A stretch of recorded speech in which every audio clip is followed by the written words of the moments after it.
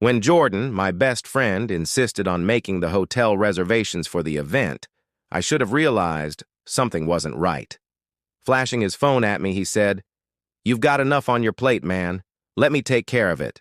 I should have asked why he was so anxious to finalize the hotel, but I chalked it up to a simple favor between friends. When I nodded and thanked him, he almost looked arrogant. But at the moment, I was overwhelmed by the last-minute chaos. Guest lists, seating charts, and wedding stress. After all, pre-wedding jitters were normal, right?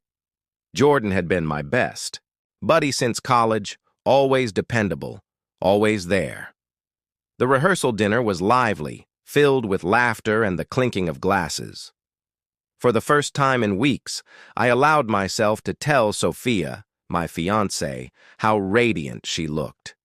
I remember seeing her engagement ring glittering under the dim restaurant lights, her smile bright as she chatted with our friends and family. For a brief moment, I felt at peace, but that feeling didn't last. Later that night, at the after-party, in the hotel bar, I realized I hadn't seen Sophia in a while. I was in the middle of a conversation with my cousin, talking about everything and nothing, when I pulled out my phone and texted her, "Hey, where are you?" A minute later, my phone died, and Sophia was gone. I told myself it made sense. The entire day had been overwhelming, and maybe she just needed some air. Sophia was more reserved than I was, and all that attention must have been exhausting. But then, I noticed Jordan had left too. A chill crawled up my spine. I turned to my cousin, trying to sound casual. "Hey, have you seen Jordan?" He just shrugged, probably grabbing more drinks. That didn't sit right with me. Jordan never left a party without a damn good reason, so I stepped outside to check.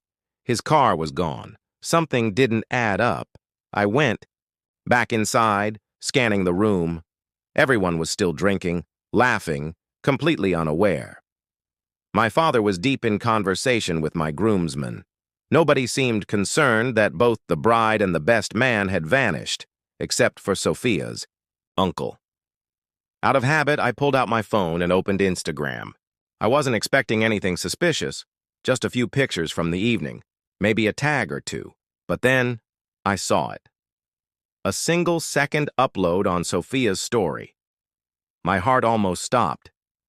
It was dark, but I recognized the hotel's Bejan gold wallpaper. In the glow of the bedside lamp, I saw something even more damning, a reflection in the mirror, the room number. The story was deleted almost immediately, but I had already seen it. For a long moment, I just stared at my phone, heart pounding in my ears. Maybe I was wrong. Maybe it was a misunderstanding. But deep down, I knew. I didn't rush. I didn't panic. I walked out of the bar, heading for the elevators, fingers clenched around my phone. The ride up felt like an eternity. As I approached the door, my chest tightened. What if I was wrong? What if this was all just wedding paranoia? I knocked once. No answer. I knocked again. Silence. Then I remembered Jordan had given me a spare key card earlier that day.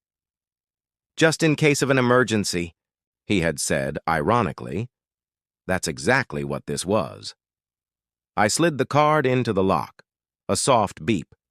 A green light. The door unlocked. I stepped inside. The room was dimly lit. The scent of perfume mixed with something else, something unmistakably masculine. And then I saw them. Jordan, Sophia, tangled in the sheets. For a moment, they didn't even notice me. The weight of reality crashed down on me. My best friend, the woman I was supposed to marry in less than 12 hours, betrayal hit me like a sledgehammer to the chest. I didn't speak. I didn't scream. I didn't lash out. I simply reached for my phone, not out of anger, not out of spite, for evidence. Jordan turned, locking eyes with me, and he smirked, not out of guilt, not out of fear, Just that same arrogant sneer he always had when he thought he was in control.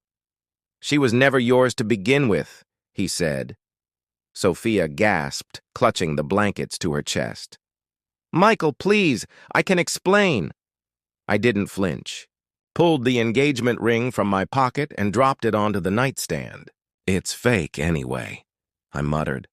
For the first time, I saw her face shatter. Jordan's grin widened. He always needed control, always needed to be the center of attention. Too bad for him. I was about to cut him off. "You think you won, Jordan?" I said quietly.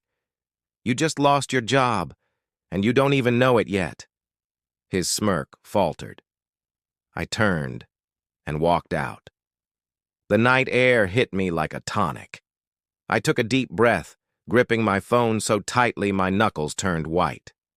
The wedding was over, and so was everything else. But the storm? The storm was just beginning. Tears were streaming down her cheeks as she got into bed with their best friend and called it love. "I assumed that when I cut her off, you felt abandoned, lonely, and in need of someone. Who listened to you?" She opened her mouth, then shut it. "Sophia, you weren't alone. You were just entitled. A decent man, but you threw everything away because you wanted more."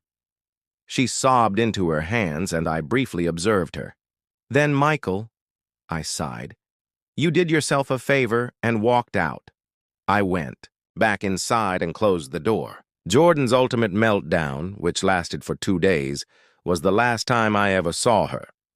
I leaned against the door and exhaled. Later, I was at work when a colleague pushed me and asked, "Have you seen the news?" He took out his phone and showed me a viral Twitter thread about Jordan's arrest, and I scowled, smirking. Apparently, he had arrived at Rachel's place intoxicated and furious. When she wouldn't let him in, he began yelling. Neighbors, witnessing the scene, contacted the police. When they showed up, Jordan made a poor choice. The thread featured a photo of him in handcuffs, looking scruffy. I stared at it for a long time, bruised from the fight, and then I breathed. His downfall was total. Sophia's new life was complete. Conversely, Sophia had disappeared, and her mutual acquaintances had ceased talking about her. I deleted her social media accounts. One last update. Jordan wasn't the only one who lost everything. While she was working at her father's hardware business 3 weeks after the wedding was scheduled to take place, I received an unexpected promotion. I was summoned to a meeting with the CEO. I expected a standard check-in, but instead, he slid a contract across the desk. "We're promoting you." I blinked. "You're the best man for the job. You're intelligent, diligent, and let's face it, Jordan's mess created an opening." I grinned as I agreed to move on, to a contract with a greater income and more benefits. A few months later, while I was at a coffee shop, a woman approached my table. "Hey, you're Michael." I looked up. She was gorgeous, with perceptive eyes, and a kind grin. "My name is Claire. I work at... Well, I saw what happened to you in your building, and I just wanted to say, what you did was awesome." I laughed, but it wasn't forced. She sat down with ease, her eyes bright with interest. "You seem like someone who could use a new beginning," she said, cocking her head. I smirked. "Perhaps," she smiled. I grinned and reached for my cash when she bought me coffee. Because sometimes, karma gives you precisely what you deserve. Sophia and Jordan were gone from my life forever. My work was booming, and Claire had entered my life like a gentle breeze. For the first time in weeks, I felt like I could finally breathe. But karma wasn't done yet. Because when you betray someone, the repercussions continue, like waves crashing onto the shore, unrelenting and unstoppable. Sophia's downfall was swift. I hadn't heard from her since she came to my place, pleading for forgiveness. I thought she had moved on, until one evening my phone buzzed. An old friend, Jason, had messaged me. "Hey, have you seen Sophia recently?" I stared at the message for a moment before replying. "No, why?" A second later, another notification. this time a picture. And for a moment, I didn't even recognize her. Her once well-done hair was tied in an untidy bun. Her bright, self-assured eyes were hollow. She had lost weight. Wearing an old polo shirt and standing behind the counter of her father's hardware store, her cheekbones were more noticeable than ever. I scowled as I typed. "Where did you see her?" Jason replied. "I stopped by the store to get something. She rang me up at the counter. At first, she didn't even recognize me." I exhaled. She had fallen from grace entirely. From planning a perfect wedding to counting change behind a cash register. Did she regret it? I didn't need the answer. I already knew. Jordan, on the other hand, was sinking like a rock. Rachel's public revelation of his affairs had gone viral. Thousands had shared the thread, and more people kept coming forward with their own stories about him. He had more enemies than I had realized, and now they were all emerging from the woodwork. Another message appeared on my screen. "Check the news. Co-worker. Your boy Jordan is in deep." I clicked the link. The headline read, "Former tech CEO arrested for disorderly conduct and public intoxication." Losing everything wasn't enough. Jordan had spiraled, drinking, fighting, lashing out at anyone in his path. The police found him unconscious in an alleyway behind a bar. His shirt was torn, his wallet gone, his pockets emptied. The attached photo showed a man who had once been arrogant, smooth-talking, untouchable. Now, pitiful. A week later, I was heading out of the office when I saw her, Sophia, standing next to my car, her arms wrapped around herself like she had been waiting for me. Could have walked past her, ignored her, but something inside me wanted closure, so I stopped. "What are you doing here, Sophia?" Her eyes were blurry with unshed tears. "I lost everything," she muttered. I waited. "My reputation, my friends, my job. It's all gone." I tilted my head. She swallowed hard. "I was selfish," she admitted. "I thought I could have it all.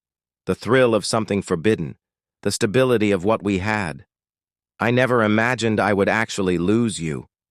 Her voice cracked. I sighed. "What do you want from me, Sophia?"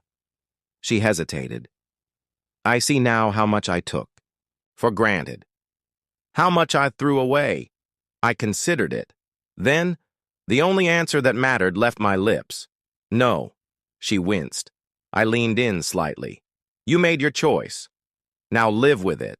I walked away. And for the first time, she didn't try to stop me, because she knew, deep down, I wasn't coming back. Sometimes betrayal is just the end of a story, but other times, it leads to ruin. Jordan would never recover. Sophia would live, with regret. And me? I had moved on.